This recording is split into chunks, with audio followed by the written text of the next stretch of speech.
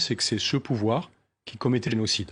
Voilà. Donc nous sommes entrés du côté des génocidaires.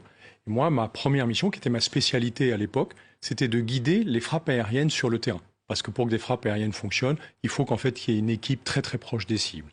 Et donc j'avais été intégré dans une unité de combat de la Légion étrangère.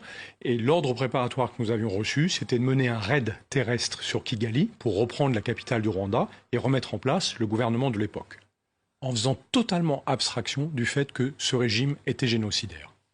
Et ça a changé au cours, en une semaine pratiquement. Alors, ce qui est très étonnant, c'est que pendant la première semaine, clairement, nous avions cette intention de nous battre contre les ennemis des génocidaires. Ce qui est complètement effarant, c'est que, comme vous le soulignez tout à l'heure, c'est le dernier génocide du XXe siècle. Le seul qu'on aurait pu éviter. Et on a réussi à rentrer du côté des génocidaires. On essaye de les remettre au pouvoir. Et assez tard dans l'opération, dans la nuit du 30 juin au 1er juillet, on arrête enfin ces actions offensives contre le FPR au moment où elles vont se déclencher. Je suis absolument persuadé que c'est parce que l'Élysée, à ce moment-là seulement, a pris peur que la France soit condamnée pour complicité de génocide. Mais on a fait quelque chose de terrible. C'est qu'on a créé une zone humanitaire sûre, qui n'a été sûre que pour les génocidaires, et qui a permis aux génocidaires de repartir se réfugier tranquillement au Zaïre. Ça a été la deuxième période de notre opération. Et la troisième, inacceptable, c'est que nous avons livré des armes aux génocidaires dans des camps de réfugiés au Zaïre, alors que nous étions sous embargo de l'ONU. Alors, vous l'expliquez très bien, vous le dites d'ailleurs dans votre livre, et je le répète, l'opération turquoise, il y a eu un aspect humanitaire, mais il y a eu aussi ces épisodes sombres. Vous parlez donc du fait que des génocidaires hutus ont pu fuir vers le Zaïre. Vous dites même on a protégé leur fuite. Et puis, vous revenez sur cette livraison d'armes. Comment vous l'avez su ? En fait, je l'ai su parce qu'on m'a demandé de détourner l'attention des journalistes qui étaient présents sur la base à Cyangugu, dans le sud du Rwanda, au moment où ce convoi d'une dizaine de camions devait partir. Et c'est en me demandant de détourner l'attention des journalistes que j'ai compris que c'était un convoi d'armes. Et le soir, au débriefing, j'ai été effaré des arguments qu'on nous a servis pour justifier cette livraison d'armes, qui étaient en gros, il faut donner des signes d'apaisement aux soldats du gouvernement, parce que sinon ils pourraient se retourner contre nous. Comme si en réarmant des soldats, on les rendait moins dangereux. Je souligne quand même une chose, c'est que dans toutes ces actions, et dans mon témoignage, en aucun cas je ne mets en cause mes compagnons d'armes. Ils ont fait ce qu'ils pouvaient de manière très professionnelle. Alors justement, vous le dites, certains officiers ont contacté le plus haut sommet de l'État, ont essayé de faire passer le message que ce n'était pas une bonne idée de livrer des armes à de potentiels génocidaires dans ces camps, au Zaïre, l'actuelle RDC. Quelle a été la réponse à ce moment-là ? J'ai des camarades plus courageux que moi qui ont refusé d'appliquer cette directive et se sont fait tacler par l'Élysée. C'est-à-dire que le sujet est remonté jusqu'à l'Élysée, parce que c'est l'Élysée qui décide en France de ces opérations. Nous étions en gouvernement de cohabitation, donc il y avait forcément une collision avec une partie du gouvernement de cohabitation. Et ces ordres ont été confirmés par l'Élysée, continuer à livrer des armes dans les camps de réfugiés en allant contre la plus évidente éthique des officiers français. Enfin, je veux dire, ce qu'on a fait est totalement inacceptable. Et ce qui est inouï, c'est que non seulement on l'a fait, mais en plus, ces décideurs politiques le cachent depuis un quart de siècle. Donc ils s'autorisent à le refaire et surtout, ils évitent d'avoir le moindre compte à rendre sur le sujet, puisque nous n'avons pas le droit d'accéder aux archives d'une opération qui, je le rappelle, a été présentée comme humanitaire. Dans votre livre, vous revenez également sur la tragique histoire de Bisesero. Bisesero est emblématique de l'intervention au Rwanda.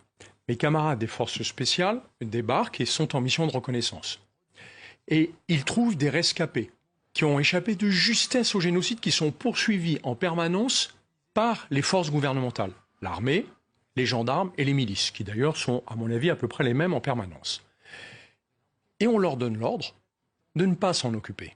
Parce que la vraie mission de Turquoise à ce moment-là, c'est uniquement de stopper les ennemis des génocidaires, le FPR. Donc mes camarades sont obligés de les laisser, poursuivis par leurs massacreurs, et de continuer à aller chercher les ennemis des génocidaires. C'est-à-dire que dans cette position-là, on s'est mis en complicité du génocide, et surtout, on a vu le génocide sous nos yeux. Mes camarades ont vu les soldats gouvernementaux et les gendarmes poursuivre ces rescapés qui étaient dans un état absolument lamentable, alors qu'on leur avait dit que c'était des espions du FPR. Vous vous rendez compte de cette confusion qui a été entretenue en permanence pour que les unités sur le terrain continuent à accepter cette mission.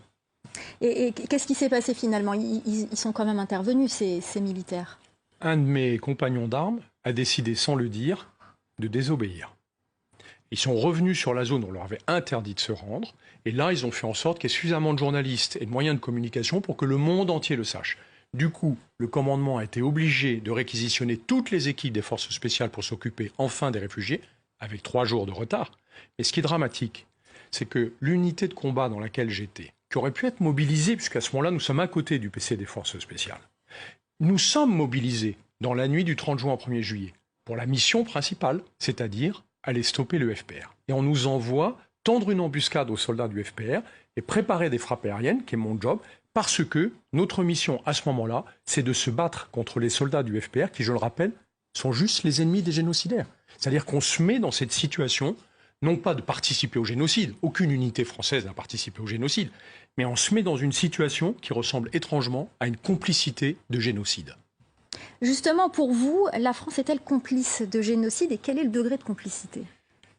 Ça n'est pas à moi de le déterminer. Ce que je raconte simplement dans mon livre, qui est un témoignage très factuel et très partiel, c'est que ce que nous avons fait est susceptible d'être qualifié de complicité de génocide. Je le répète, pas de participation au génocide, de complicité de génocide.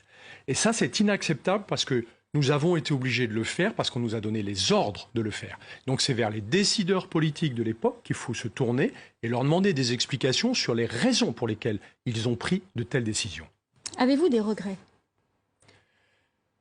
Je vais vous dire, mon regret le plus important, c'est que d'abord, c'est le seul génocide qu'on aurait pu éviter.